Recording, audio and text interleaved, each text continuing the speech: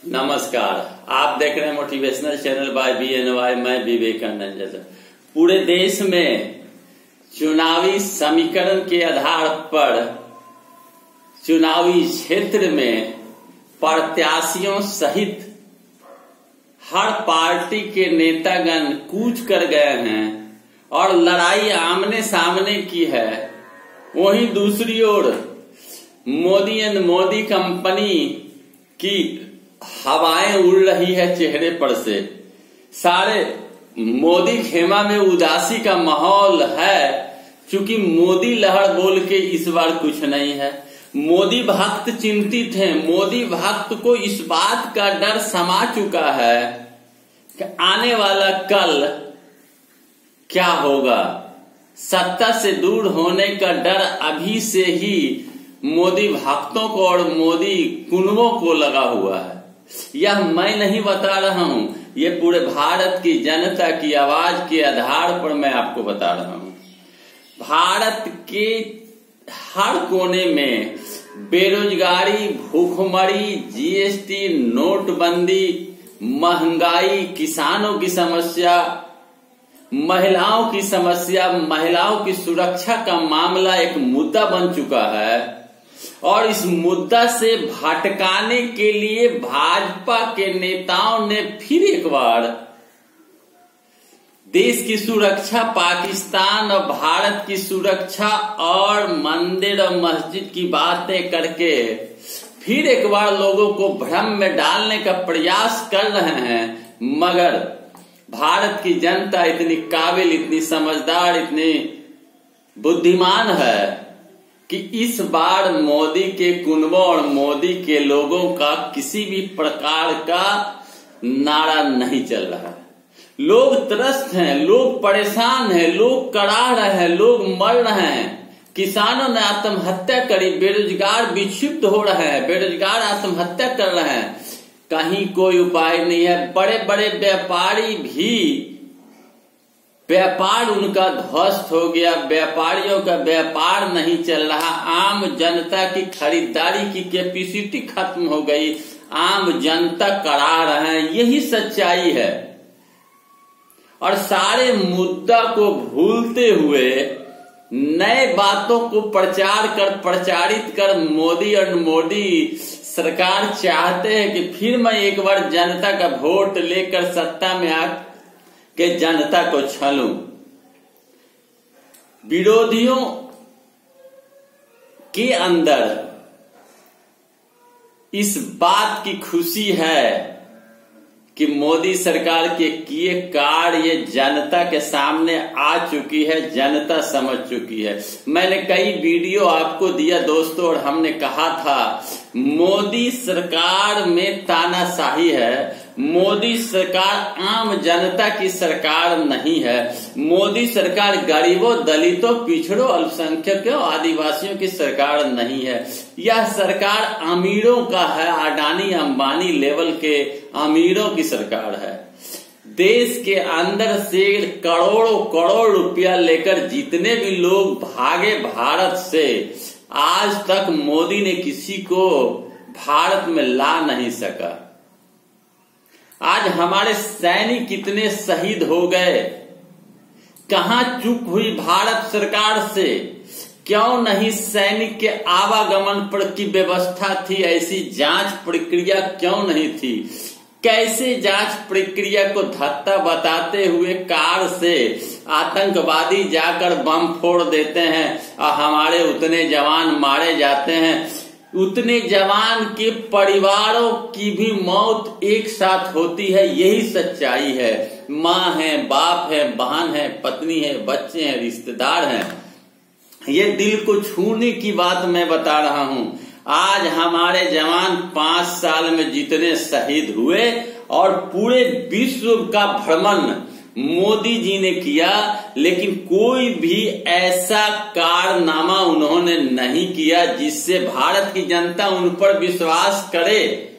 क्यों विश्वास करे? आपने 5 साल में विदेशों का भ्रमण करके क्या दिया जनता को? यह बहुत बड़ी प्रश्न है। आपने भारत के विकास के लिए क्या किया? भारत के जनता का जो जीवन स्तर था उसको उठाने के बजाय उनका जीवन स्तर और निम्न स्तर में चला गया। आज रिक्शा चलाने वाले रोते हैं, आज ठेला चलाने वाले रोते हैं, आज कूली रो रहा है, आज मजदूर को मजदूरी नहीं मिल रही है, आज मिस्त्री को काम नहीं मिल रहा, आज टेम्पू वाले को पैसेंजर नहीं मिल रहा, आज छोटे व्यापारियों को ग्राहक नहीं मिल रहा है। आखिर इसका कारण क्या है? देश के अंदर की अर्थव्यवस्था क्यों बिगड़ गई? इसका जवाब कौन देगा? इस जवाब को कौन मांगेगा? भारत सरकार से आपको मांगना होगा, आपको देखना होगा। भारत सरकार हमेशा बोलती कुछ है, करती कुछ है। कथनी और करनी में अंतर है। कई चैनलों में आपने तरह तरह की बातें सुनी होगी, लेकिन हमने जमीनी बात बताने का प्रयास किया। कोई खुश नहीं। आप अपने दिल पर हाथ रख के सोचो कि क्या आप खुश हो? क्या आपको खुशी है? क्या आपके बच्चे खुश हैं? क्या आपके परिवार खुश हैं? क्या 5 साल पहले की जो आमदनी आपकी थी और अब की आमदनी है, क्या उसमें पूर्ति आपके परिवारों का समस्याओं का समाधान हो रहा? यह प्रश्न है आपके सामने। आपको सोचना होगा। केवल वादा से पेट नहीं भरता जनता का, वादा के साथ साथ लोगों को रोजगार चाहिए, काम चाहिए, फिर जाकर पेट भरता है। आज क्या वजह है कि हमारे भारत के लोगों का जीवन स्तर गिरता चला जा रहा है? मिडिल क्लास और निम्न वर्गीय लोगों का आखिर क्या कारण है? आज हमारे इतना जवान शहीद हो जाते हैं और पूरे विदेश का भ्रमण करने के बाद भी मोदी जी ने एक भी ऐसा उपाय नहीं लगाया जो कि बॉर्डर की समस्या समाप्त हो। क्यों आतंकवादी हमारे प्रदेश में, कश्मीर में घुसते हैं और क्यों घुसकर ऐसा करते हैं? क्या कारण है? अगर ऐसी स्थिति थी तो आप वहां क्यों सरकार बनाकर सरकार के साथ रहते हो? आपने सरकार बनाया और वहां अपने आप को स्थापित करने का प्रयास किया, लेकिन समस्या का निदान नहीं किया। इस देश को मोदी और मोदी के कुनबे के लोग छलने का काम किया।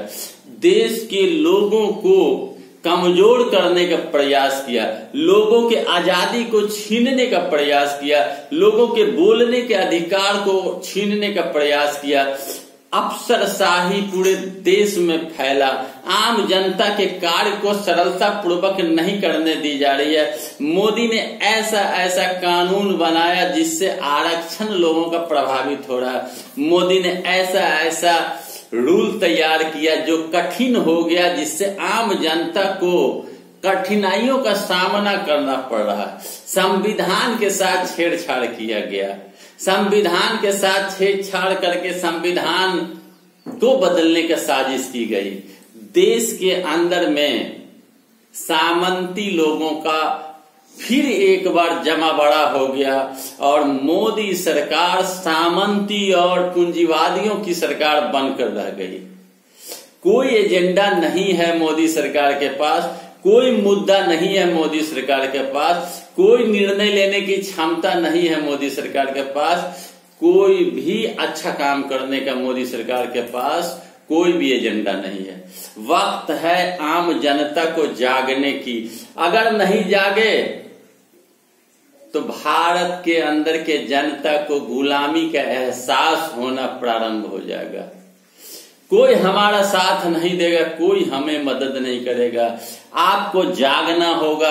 आपके पास मत देने का जो अधिकार है, यह अधिकार मौलिक अधिकार है। बाबा साहब भीमराव अंबेडकर ने जो संविधान निर्माण किया उसमें इस बात को अंकित किया कि हमें हमारा अधिकार है। मैं मत देकर किसी को भी सत्ता पर बैठा सकता हूँ, कुर्सी पर। मैं मत देकर किसी को भी कुर्सी से गिरा सकता हूँ।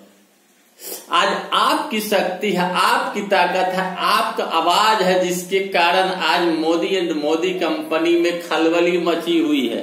वो लोग हार मान चुके हैं। उनको पता चल चुका है कि भारत में हमें 100 सीट भी नहीं मिलना, मेरी सरकार नहीं बन रही है। महागठबंधन और कांग्रेस काफी आगे है और उसकी सरकार बनती नजर आ रही है। वो हार चुके हैं, उनके चेहरे की रंग उड़ी हुई है। आप जानता हो, आप उन सारे लोगों के चेहरे को देखो तो आपको खुद ब खुद अंदाज लग जाएगा कि हार को मान लिया गया है। लेकिन भ्रम में दोस्तों नहीं पड़ना है। अंतिम समय में वो लोग ऐसी बातों को प्रचारित करेंगे जिससे आप भ्रम में पड़ जाओगे और फिर एक बार वो सफल हो जाएंगे अपने मंसूबे में। दोस्तों, आपका प्रेम और प्यार और स्नेह मुझे मिल रहा है। अधिक से अधिक मेरे चैनल को सब्सक्राइब करें। आपका सब्सक्राइब किया हुआ बेल और बटन हमें ताकत देता है। हमारे जैसे चैनल चलाने वाले लोगों को आपका साथ का जरूरत है। आप अगर साथ दोगे तो हमारा चैनल बचा रहेगा। मैं इसी तरह निर्भीकता पूर्वक आप सारे लोगों को नई नई बात बताता रहूंगा, पारदर्शी बात बताता रहूंगा। आपका प्रेम और प्यार और स्नेह हमें चाहिए। ज्यादा से ज्यादा लाइक करें, ज्यादा से ज्यादा कमेंट करें, ज्यादा से ज्यादा अपने मित्रों, यारों, दोस्तों, पड़ोसियों में शेयर करें और अधिक से अधिक लाल बटन और बेल दबाकर सब्सक्राइब करें ताकि मेरी आवाज और बुलंद हो सके, मैं और भी गरज कर आपको समाचार और पारदर्शी बात बता सकूं। धन्यवाद।